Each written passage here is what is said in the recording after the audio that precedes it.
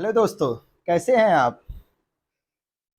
आपको लग रहा होगा कि क्लासेस काफ़ी लेट हो रही हैं, तो इसके लिए मुझे काफ़ी दुख है।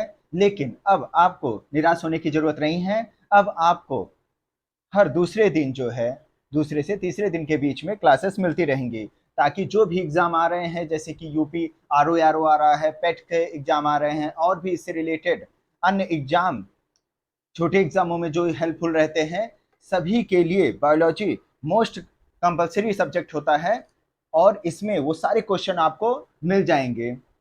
ओके, क्योंकि ये नोट्स टॉपर या जो सिलेक्टेड हो चुके हैं उनके नोट्स से बनाया गया है ये नोट। और इसके बाहर तो आपको कोई क्वेश्चन मिल ही नहीं सकता है, ये हमारी गारंटी है। तो देर न करते हुए चलते हैं पार्ट 3 पर, जिसमें मैं आपको बताऊंगा पित्त रस के बारे में, और उससे संबंधित अग्नाशय रस के बारे में, और आंत रस के बारे में, बड़ी आंत के बारे में। और इसी के साथ हम ये टॉपिक खत्म करेंगे। चलिए शुरू करते हैं। पित्त रस। पित्त रस क्या होता है?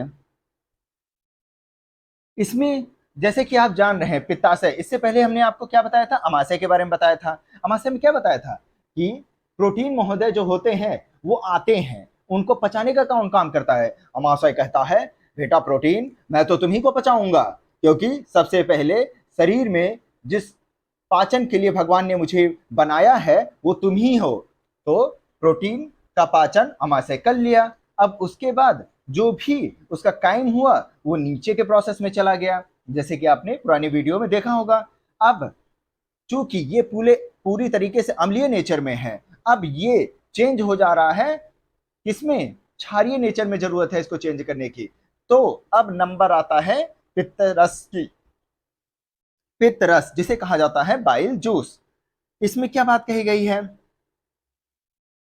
इसमें यकृत द्वारा स्रावित जो पित्तरस होता है, वो पित्ताशय जो गाल ब्लैंडर होता है उसमें जाकर के, जैसा कि आप डायग्राम में यहाँ पर देख रहे हैं, लीवर से निकला हुआ जो बाइल जूस है वो गैल ब्लैडर में, पित्ताशय में जाकर संचित हो जाता है। और इससे जो भी द्रव निकलता है, ये द्रव्य है वो क्षारीय नेचर को शो कर रहा होता है, जिसका पीएच मान ज्यादा होता है। ओके, ये तो आप पढ़े होंगे। इसमें किसी भी प्रकार का पाचक एंजाइम उपस्थित ही नहीं होता है, ये पॉइंट याद रखिएगा। पाचक साहब इसमें नहीं होते हैं। और वसा का इमल्सीकरण का प्रोसेस इसमें हो रहा होता है। इमल्सीकरण किसे कहते हैं? यानी कि वसा को छोटे छोटे टुकड़ों में तोड़ देना, ये कहलाता है वसा का इमल्सीकरण। भाई वसा सीधे शरीर में चला जाएगा और छोटे टुकड़ों में टूटेगा नहीं तो पचेगा कैसे? और पचेगा नहीं तो आपको एनर्जी कैसे मिलेगा? एनर्जी नहीं मिलेगा तो आप काम कैसे करेंगे? तो इन्हीं सब का समावेश क्या होता है? वसा के इमल्सीकरण में होता है। तो वसा के छोटे छोटे टुकड़ों में टूटना ही कहलाता है इमल्सीकरण। और ये सब क्रिया हो रही है पित्त रस से। ओके, अब आगे की क्या प्रोसेस? वसा में घुलनशील विटामिन होते हैं। कौन कौन से? विटामिन ए, विटामिन डी, और विटामिन ई, तथा लास्ट विटामिन के।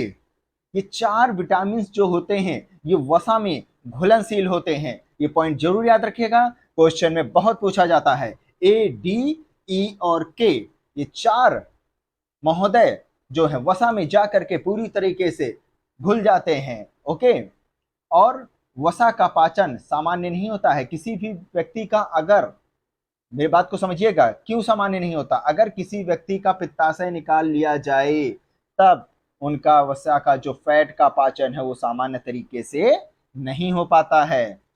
अब नेक्स्ट पॉइंट क्या है? अग्नाशय रस। अब पित्तरस का तो बारे में सुन लिया, अब पैंक्रियाटिक जूस की भी बारी आ जाती है। इसका भी नेचर जो होता है क्षारीय द्रव्य की तरह होता है। कैसा होता है? क्षारीय नेचर का होता है, बेसिक नेचर का होता है। और ये इकलौता पूर्ण पाचक रस होता है। Most most most important question बनता है इस पर, जो कि कार्बोहाइड्रेट, प्रोटीन और वसा इन सब का पाचन कर लेता है।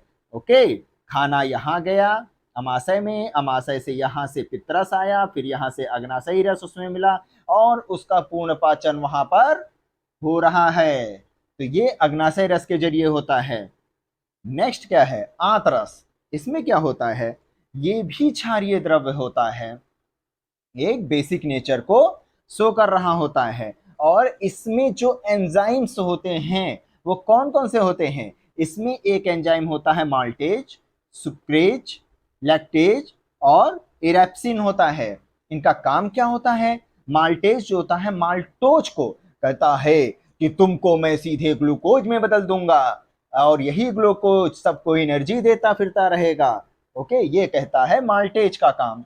और सुक्रेज का क्या होता है, ये सुक्रोज को ग्लूकोज या फ्रैक्टोज में चेंज कर देता है।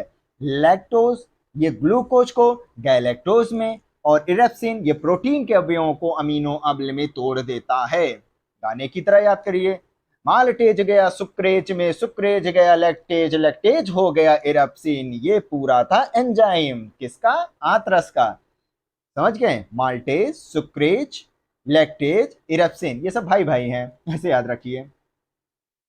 नेक्स्ट क्या है, बड़ी आंत, लार्ज इंटेस्टाइन। ओहो, लार्ज इंटेस्टाइन जो कि हमारे बॉडी के लिए बहुत जरूरी होता है। बड़ी आंत जिसे कहा जाता है, 5 फीट लंबा हमारे शरीर में आंत होता है, ये पॉइंट जरूर याद रखिएगा। 5 फीट होती है, यानी कि 2.5 इंच चौड़ी होती है ये, और ये 3 भागों में बटी होती है, सीकम, रेक्टम और कोलन। ये 3 भाग जो होते हैं इसके होते हैं सीकम, रेक्टम और कोलन। सीकम मलाशय और कोलन होता है। इसके अलावा इसमें वर्मी फॉर अपेंडिक्स होता है जो कि अवशोषी अंग को ग्रहण करने, एक अवशोषी अंग का काम होता है जो कि बचा हुआ जो भी मिनरल्स या खनिज तत्व बचा रहता है खाने में उसको ये एब्जॉर्ब कर लेता है। ये लास्ट इसका काम होता है। और बड़ी आंत का कोई भी एंजाइम स्राव नहीं करती है, किसी भी प्रकार का ये एंजाइम का स्राव नहीं करती है। तो खाना गया इसमें, और इसके जरिए यहाँ से तो आप सुबह निकाल ही देते होंगे, और इससे टॉयलेट टॉयलेट के जरिए जो भी उसका पानी वानी रहता है, ओके, तो वो निकलता रहता है अमोनिया के फॉर्म में। अब अब क्या, खत्म क्लास। इतना ही जान लीजिए, पहले तो इतने को याद कर लीजिए। और छोटा वीडियो समझ के ये ना सोचिए कि इसमें तो इम्पोर्टेंट होगा ही नहीं, सर ने तो ऐसे ही पढ़ा दिया होगा। क्वेश्चन में आ जाएगा तो कहेंगे काश सर की ये छोटी छोटी वीडियो देख लेते तो आज हमारा भला हो जाता। तो कोई नहीं, देख लीजिएगा। इसी के साथ मुझे विदा करिए, मतलब विदा करने ना जाइए, मैं आपसे विदा लेता हूँ। नेक्स्ट क्लास के लिए तैयार होता हूँ और आप भी तैयार हो जाइए। ओके, नमस्कार, धन्यवाद।